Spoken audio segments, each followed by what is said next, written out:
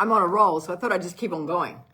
So one of the things that I want to talk to you about is that last night we had a gathering in our home and we brought everybody into the Fat House. Now, my home and Sam's home is open to the Fat team because I would never have owned this home without the Fat team. The Fat team bought our home for us. And so I've always said the Fat home is for everybody in our team. It's part of all of you. You know, like everybody's welcome here. Everybody is able to come in and just sit down and relax. This is part of you.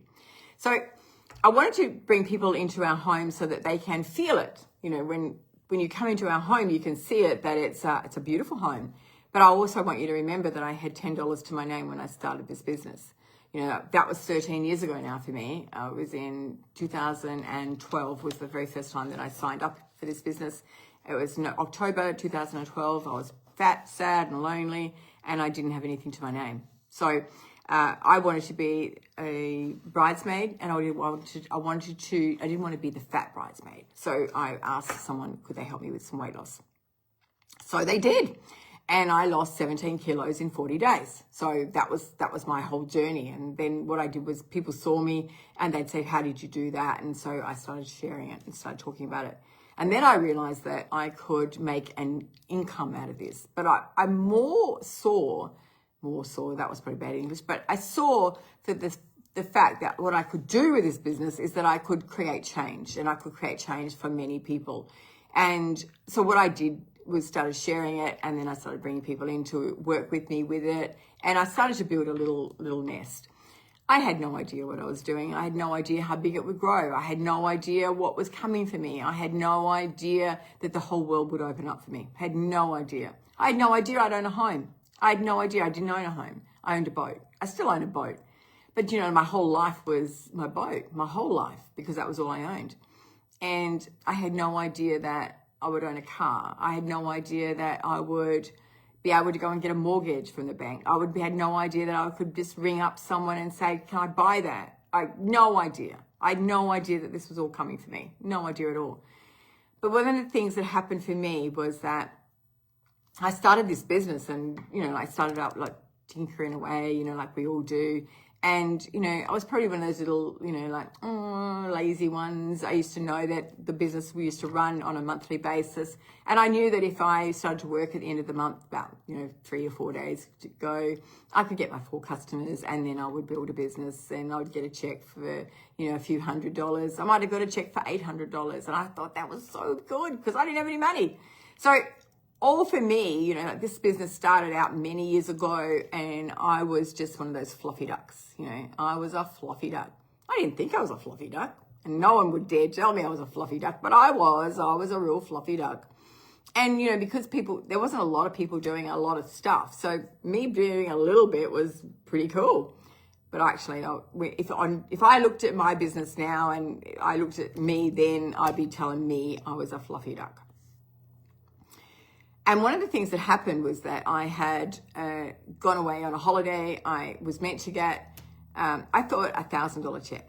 And I'd been getting a consistently $1,000 check a month. And I was thinking, this is so cool. This is so cool. I'm top of the wazza. I've got $1,000. You know, $1,000 to me was a lot of money. And so I was getting my $1,000 each month consecutively. So I was counting on it. And Sam and I were on a holiday, and I got a $228 check. Wow. I was angry. I rang up the upline and I said, why do I have a $228 check? She said, because you didn't do any work. I said, well, why didn't you do any work? She said, because I'm on holidays. And I said, well, I'm on holidays. She said, well, then get off your ass and do something yourself. Oh, I was mad. I was so mad. I was mad. I was mad at the world. I was mad at Sam. I was mad at Carmel. I was mad at everybody. I was mad. But, you know, the biggest mad I got was the biggest kick I gave myself. The biggest kick I gave myself. And that to me was probably the biggest point in my career. That if I go back and I look now at the point in my career where I changed or I turned something around or I made a difference, that was the line. I crossed the line. I had done something for a couple of years and I had fluffed around with it, and then I dropped back to nothing. And I was like, you lazy cow. You've been doing this for 2 years. You're a lazy cow. You could have been working all that month, but you didn't. You chose to work the 4 days at the end of the month. You chose that, Terry. You are a lazy cow. Man, I gave myself the biggest belting. I yelled at myself. I talked to myself. I don't know about you guys, but I talked to myself. So I did this all the way. And we were up north, so I talked to myself all the way home. I was so angry. I was, you know when you get angry? I was muttering to myself. And I couldn't believe that I was so stupid. I couldn't believe that I had done something for 2 years and I was still stupid. I couldn't believe that. How do you do that, Terry? You're not stupid. You're smart. How do you do that? You're smart because you were lazy. You were lazy, Terry. Lazy. Oh, man, I gave myself the walloping. But that was me. And then I decided to come back and I just said, right, I'm not going to be lazy anymore. I'm going to take this on. And I went to a conference and there was a guy talking there and it was Justin Harold. Justin Harold was the one that actually gave me the nugget. You hear me always talk about nuggets because I'm always looking for the nugget. I'm looking for that one thing that's going to open up my brain to go left, and I've been going right all this time, but I need it to go left. I need it to look for something different. I need to look for the hole in the path. So I was looking for the nugget, and Justin Harold came up and he said that he built a business for $50 because he sold t-shirts.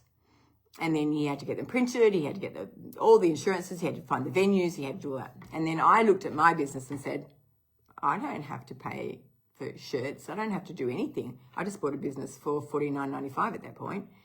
And I was like, well, I don't have to have all these expenses, but I've got a business. But it's just me being lazy. So I was like, So I came home, I left that venue and I went to the airport. And I wrote madly into my iPad. Wrote madly. I've still got it. I never sell that iPad today. In fact, it's up there. It's a really old iPad, and I never give it away because it's got all my little nuggets in it. The nuggets from that day. That for me is like gold. Anyway, I wrote all of these nuggets. I wrote everything down. Everything that pissed me off, everything that made me angry, everything that made me happy, everything. I wrote everything down. And I told myself all the jobs that I was going to do. I wrote them down. I even had a boyfriend at the time. So I got rid of him. He's no good to you, Terry. He doesn't love you, Terry. He's this, he's that. Terry, get rid of him. Poor boyfriend. But I did. He was my target. He was one of my jobs to do. And it was probably something that was for the better, but he's now married, happy. He probably wouldn't have been happy with me, but he's very happy now. But he was one of my targets, right? He was one of my jobs that I had to get fixed. And so from there, I then decided that this, hey, Bruce Stevenson, you weren't the target. And so from there, I had to go and I had to go back to work, right? I had to go back to work. And I decided to work from the 1st of the month to the 30th of the month or the 31st of the month, whichever it was, but I had to work that time. And so I did. And then suddenly the business started to change. And then I got myself a chicken list. And the chicken list was, I got all of my people that I knew I had to speak to about the business. And then I went and targeted them. And I took the easy ones first, like we all do, the lazy cow I was. I took all the easy ones first and I left the hardest one for last. And the hardest one was the one that was the biggest runner. And yet I thought she was the one that was going to be the hardest. And yet she wasn't. She was actually the easiest because I thought that she was rich, that she didn't need me. She was like, I put all these stories in my head and actually she was in facing bankruptcy and this business saved her. So for me, all the stories that I had in my head were just fallacies. But what needed to happen was I needed to go to work. I needed to change my thinking, my stinking thinking. And the reason that I had to change my stinking thinking was that it was never going to get me anywhere. If I wanted to grow a business, and a serious business, I had to change my thinking. And my thinking was that this is not a toy. This is not a hobby. This is a business. And I need to treat it like a business. And a lot of you out there are treating it like a hobby. This business will make you millions of dollars. Millions. I couldn't even tell you what I've made. I could not even tell you. And if you think about what I've made over the last 13 years, I couldn't tell you.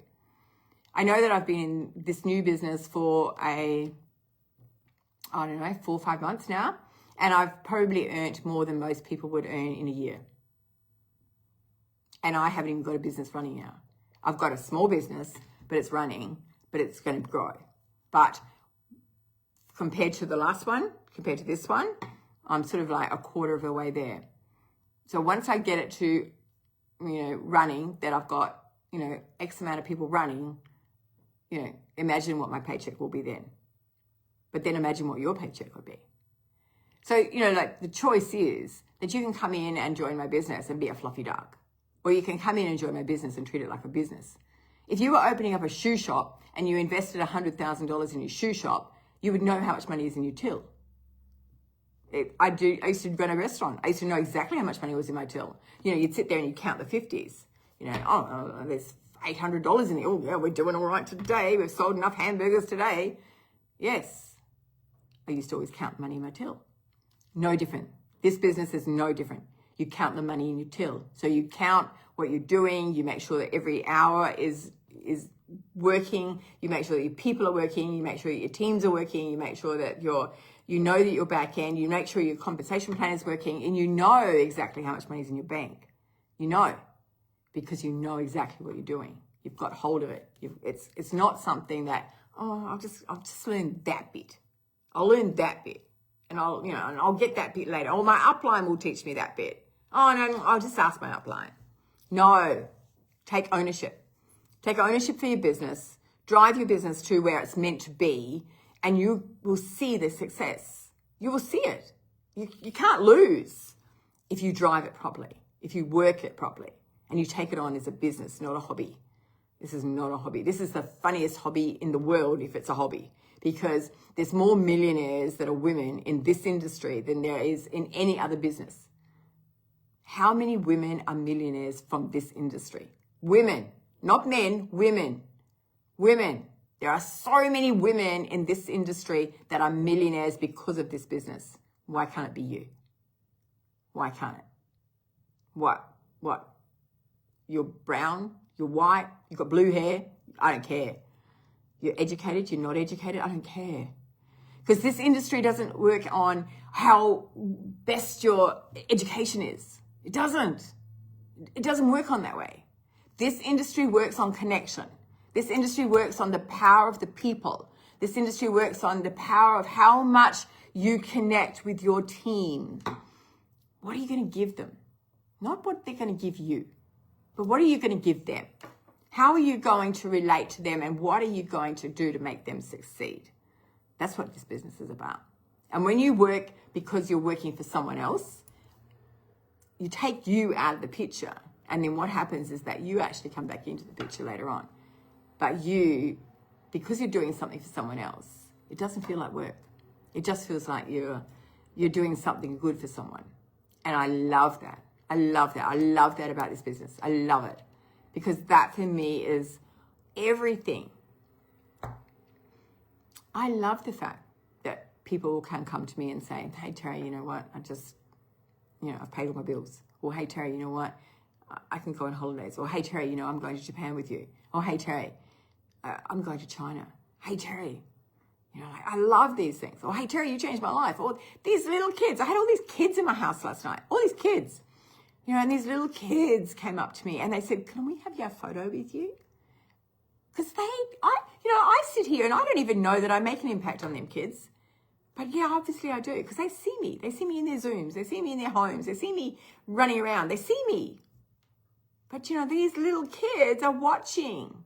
Their kids are watching everything that we do. Everything that you do. Your kids are watching. There's people out there watching you. They might not talk to you, but they're watching you all the time. All the time. It's powerful. It's powerful what you can do. It's powerful what you can give someone else. It's powerful what you can change people's lives. And you know what? At the end of the day, you're going to change your own life. You're going to change your kids' lives. You're going to change your family's life. And you're going to change your grandchildren's life. I'm a perfect example. And the only difference between me and you is that I got this fire in my belly. I decided that I was going to work, and I was going to cross that line. I was never going back. I drew the line in the sand. I was never going back to $228. Never. Never, ever, ever, ever, ever. I'm not going to earn $228 ever again. Ever. Not for a whole month. No. I was worth more than $228. You're worth more than $228. If you're ever thinking about coming and joining a team, come and join me. Or if you're thinking about wanting to do something, go and do it. But whatever you do it with this. Don't just do it because, I think I'll have a glow. Don't do it with this. Do it with this. Because when you get the fire in your belly, nothing will stop you. Nothing. Look at the fire in my belly. Nothing's going to stop me. Nothing's going to stop me from taking my team to where it should be and to put it in a place where it's standing up and everybody can be proud of it. That's the fat team. Lots of love to you. Stay safe.